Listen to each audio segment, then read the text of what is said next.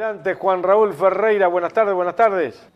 Y yo siempre escuchando a Clarita con la misma atención, quisiera que le transmitan de mi parte, ayer fue un nuevo aniversario de la desaparición de su padre, Capaz que te está un, escuchando por ahí, lo podemos hacer, Flor.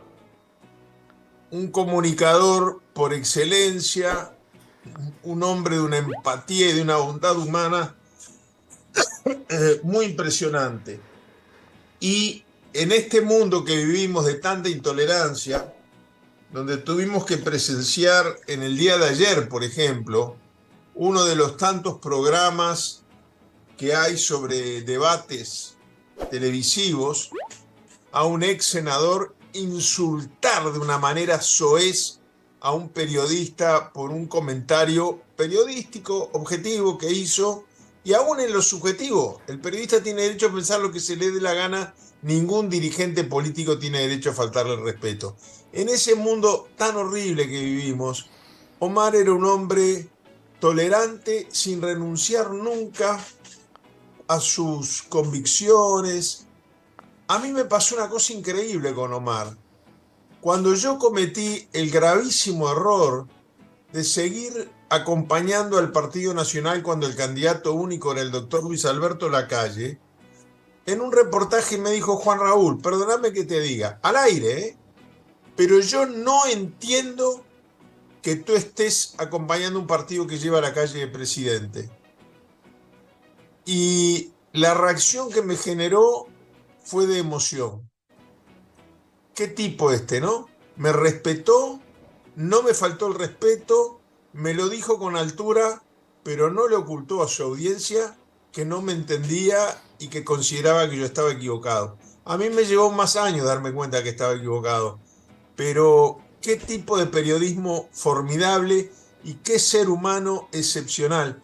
El último reportaje que hizo mi madre se lo hizo Mar Gutiérrez, y es una cosa que, bueno, guardaré siempre en el recuerdo como uno de los momentos más emotivos de mi vida. Bueno, hoy yo quería hacer un comentario sobre el golpe de Estado en Chile. Golpe de Estado, por favor, como estamos en un horario un poquito adaptado, me hacen una seña cuando tengo que ir redondeando los 30 No, dale, segundos dale finales. tranqui, dale tranqui. Pero cuando yo veo que se conmemoran 50 años del golpe de Estado de Chile y que hace tan poco conmemoramos 50 años del golpe de Estado acá en Uruguay, no puedo evitar, y creo que cada uno tiene que hacer la contribución a la memoria colectiva desde su lugar. Y no hay mejores ni peores. A mí me hace acordar, porque ya tengo 70 y porque por lo tanto tenía 20 en el 73, por lo tanto la vida de mi familia además se vio afectada, no solamente el país y la historia. En lo cotidiano, la vida de mi familia se vio afectada por los dos golpes de Estado. No puedo evitar recordar cómo vivimos aquel momento. Hay momentos en la vida que todo el mundo recuerda. Por ejemplo, los que eran nacidos cuando las Torres Gemelas, todos se acuerdan dónde estaban, cómo lo vieron, quién les dio la noticia. Bueno, yo me acuerdo que he narrado muchas veces mis vivencias de la noche del golpe de Estado en Uruguay. Estábamos en ese primer exilio después que yo había estado preso, mi primer exilio, nuestra primera etapa del exilio, aún con Selmar Michelini y el Toba vivos. Yo vivía alquilaba un monoambiente en las Galerías Lavalle.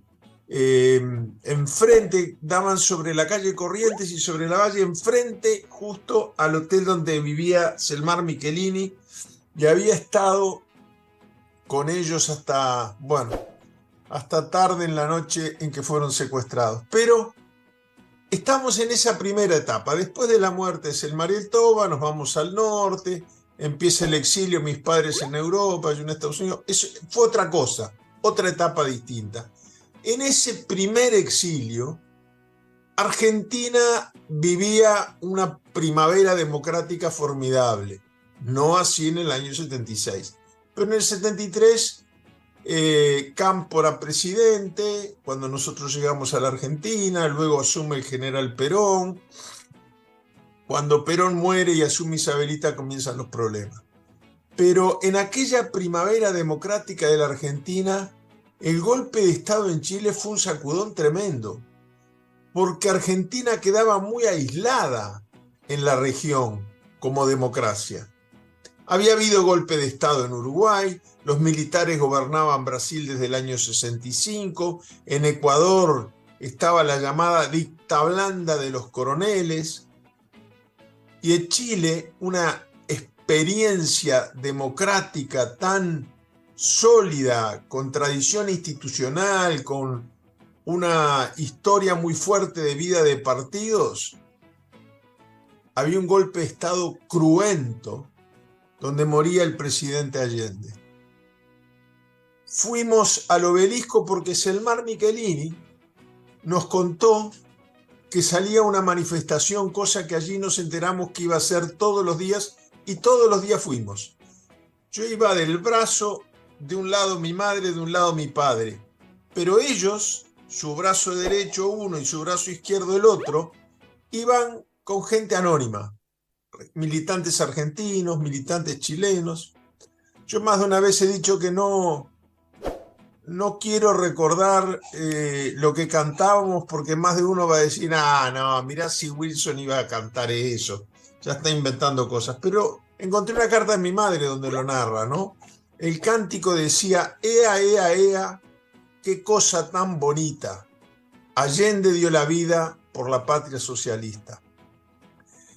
Pero no sé si éramos conscientes de todo lo que iba a significar para nuestra propia vida, para la de nuestros amigos que la perdieron por no habernos ido de Argentina a tiempo. Selmar, El Toba, Whitelo, Barredo, Liberov, desaparecido hasta el día de hoy. Y marchábamos por las calles de Buenos Aires sin saber que ese septiembre de 1973 iniciaba una trágica tradición de la dictadura chilena que se llamaba Septiembre Negro, que también nos iba a pegar muy cerca y nos iba a afectar mucho nuestra vida cotidiana. En el año 74, un año después del golpe de Estado, en Argentina, donde estábamos viviendo nosotros, le ponen una bomba en el auto al general Carlos Prats, quien había sido ministro de Defensa de Allende, y lo asesinan. En Argentina, donde como nosotros estaba exiliado. ¿No tendríamos que habernos dado cuenta que había llegado la hora de irnos? Y quizás sí, pero bueno, si mi abuela no hubiera sido mi abuela, yo no hubiera nacido, yo qué sé. Con el diario del lunes nunca perdemos en las carreras. Bueno, en el año 75, mis padres estaban en una gira política por Europa, todavía no habían iniciado su exilio europeo. Y cuando se encontraban en Roma, una serial de Netflix no tiene más coincidencia, ¿no? El dirigente demócrata cristiano, a quien ellos conocían, un opositor moderado, no era un hombre de izquierda, era un hombre de centro, pero no pertenecía al sector demócrata cristiano chileno que apoyó a Pinochet, que lo hubo, muere en Roma el 11 de septiembre por una bomba que le ponen debajo del auto. En el 76 vienen los asesinatos de Selmar y El Toba en mayo, y en septiembre, el septiembre negro chileno, yo trabajaba en Washington con Orlando Letelier, ex embajador de Allende en Washington, ex ministro de Defensa, del Interior y de Relaciones Exteriores, y muere asesinado a pocas cuadras de nuestra oficina, en la capital de Estados Unidos. Hasta allí llegaba el largo brazo del Plan Cóndor. Y sin autorización de los americanos, lo que le creó un problema muy, muy serio, porque los americanos apoyaban, ayudaban a coordinar el Plan Cóndor, pero eso sí, dentro de casa y sin permiso, no. y vino el primer estate quieto al modus operandi del Plan Cóndor. Yo cuando miro los apuntes que de muchacho tomaba esos días, no puedo creer por qué. A mí me citan del FBI, me dicen la molestia que hay en Estados Unidos por el asesinato de Letelier. Era molestia, no era una tragedia. Era una molestia por un acto de indisciplina de su aliado, ¿no? Y me dicen que declaran persona non grata a Nelson Bardesio, que actualmente está preso en Uruguay y que era secretario de prensa de la misión militar uruguaya en Estados Unidos. Yo pregunto por qué, me dice usted, quédese tranquilo que todo esto apunta a su seguridad como exiliado. Le negamos la visa y yo lo tengo apuntado en mis agendas como no tenía la menor idea de lo que estaba escribiendo. Al oficial del ejército uruguayo Nino Gavazo, que murió condenado por crímenes de lesa humanidad. En enero del año de la pandemia, desde la cárcel donde esta noche se encuentra Miguel Sofía, me inició un juicio por difamación e injuria. Ahí me entero que era el 9º intento de hacerme un juicio. Aprovecho para agradecer al doctor Homero Guerrero, que fue mi defensor.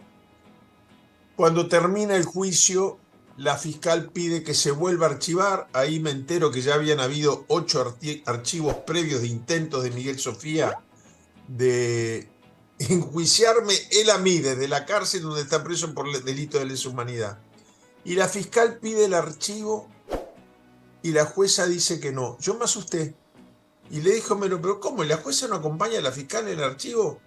Y Homero, un hombre con mucha experiencia penal, me dijo, tranquilo, Juan, tranquilo. Fuimos a la lectura de la sentencia a pocos metros de Miguel Sofía.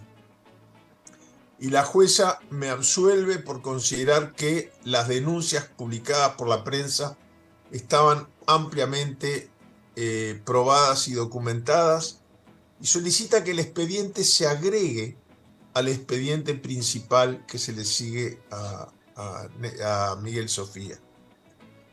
Quiere decir que tantos años después, aquel golpe de Chile seguía afectando. En el año 2020, en enero del 2020, era plena feria judicial, poquito antes de la emergencia sanitaria, seguía afectando mi vida personal. Anoche yo estuve en una charla en una institución, una organización no gubernamental muy linda que trabaja con jóvenes. Habíamos 2 veteranos colados, que éramos los padres, 4 en realidad, ¿no? Mi señora y el padre y la madre de otro de los panelistas, que todos los demás eran muchachos jóvenes, era otra generación. Pero estaba Miguel Cayota y por lo tanto sus padres fueron a escuchar a su hijo. Yo fui a escuchar al mío. Y estaba también Karina Tassino, cuyo padre sigue desaparecido. Y entonces una nueva generación que no fue contemporánea de los hechos históricos que estamos conmemorando para mantener viva la memoria, daba testimonio, 3 testimonios distintos, pero también 3 personas cuya vida personal había sido afectado por ese pasado reciente. Me invitaron a dar una charla junto a Rafael Michelini en octubre. Voy a pasar el aviso cuando esté todo organizado porque me parece un desafío muy grande, que se llama El futuro del pasado reciente. El futuro del pasado reciente. Bueno, yo ayer escuché a estos jóvenes, Karina Tassino, que decía, bueno, yo no sabía de qué era la dictadura, pero un día como niña me desperté, fui a buscar la merienda que mis padres me dejaban pronta porque se iban muy temprano al trabajo para llevar a la escuela, y estaba todo tirado por el piso y papá y mamá no estaban, y papá todavía no lo he encontrado. Esto fue anoche. El nieto de Cayota contaba del libro de su abuelo y cómo a veces en la mesa al abuelo, que es el símbolo de la bondad, la vivencia familiar, los nietos le preguntaban, abuelo, ¿por qué estuviste preso? Casi que como un reproche. Bueno, y mi hijo Wilson hizo unas referencias de sus vivencias personales que no quiero repetir porque me emocionan mucho, ¿no? Pero me miró fijo en determinado momento y me dijo, bueno, y a mí me pusieron Wilson y mi viejo me tendría que pagar la terapia que estoy contratando. Pero bueno, yo simplemente quería hacer esta reflexión en este momento que el mundo entero está recordando los 50 años de Chile y que no es mérito mío, son los años que se notan por las canas y la posibilidad que me puso el destino y las circunstancias, no de ser protagonista, pero sí de haber sido testigo privilegiado de algunos hechos que hoy son historia. Historia reciente que tenemos que impedir que se apague, que se olvide y que se deje de alimentar día a día. En el marco de esos, por lo menos un minutito más, por favor.